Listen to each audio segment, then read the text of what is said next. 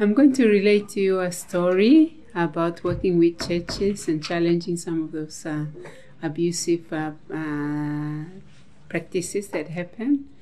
In PNG, we observe Father's Day, Mother's Day, and on this particular Sunday, it was Father's Day, that the women had organized to do something special for the men. And in the program, they asked me to do the closing remarks and thank the men.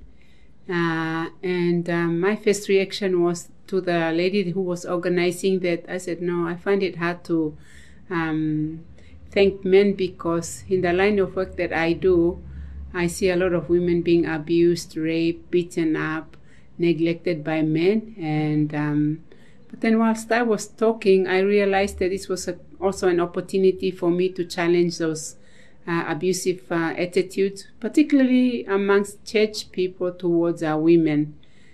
So I accepted the offer, and when I was given the opportunity, I went to the front. There's about more than 500 people in that congregation, and I started by saying that I found it really hard to thank the men in that congregation as men, because they represented the majority of the Papua New Guinea men out there, where they abuse women, rape women, beat them up, neglect them.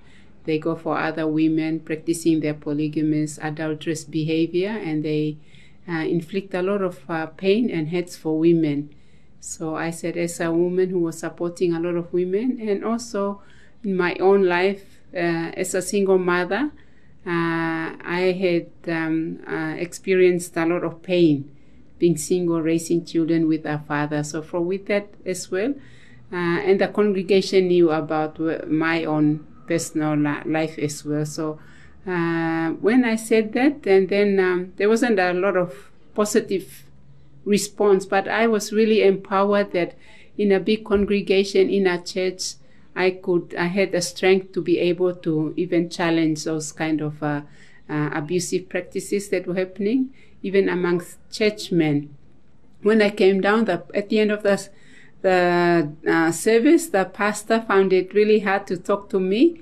And then he said, you do not respect me. Because one of the things I also said was, I saw the pastor sitting in a lot of Pacific Island nations where missionary influence has been great. In our churches, the men sit on one side and the women and children sit on the other side. So to me, that's a reflection of what's happening out there, and the value that men have, particularly towards women. So I also challenged the pastor, and I said, as long as you're sitting on one side of the room and your wife is sitting somewhere else, we don't have a positive future for families in Papua New Guinea.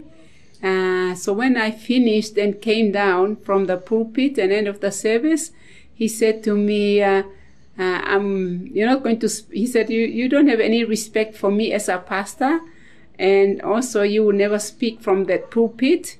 And I said, that's okay. I am going to have lots of pulpits out there in the community, on the streets, in the marketplaces, in the villages. I don't need a special pulpit to preach. But that also opened up a lot of doors for me to go to other denominations, like a lot of Pacific Islands. We have a lot of Christian denominations. So that opened up a lot of opportunities for me to preach at other churches as well, and also challenge men. So when we're in the line of work that we do, it's also about using every opportunity, turning it around so that we are challenging people, giving information, raising awareness so that people can change their attitudes and behaviors that have been so normalized in a lot of our communities. So I found that it was a really empowering process for me as a woman, because we are not allowed to speak against men, and also against our religious inheritance. And as a Christian, I found that it also changed my own values, my own thinking, that I don't have to accept everything that comes out of the pulpit. I need to assess what the pastors are saying. Is it consistent to the Bible? And if that is how God wants us to interpret it for our lives.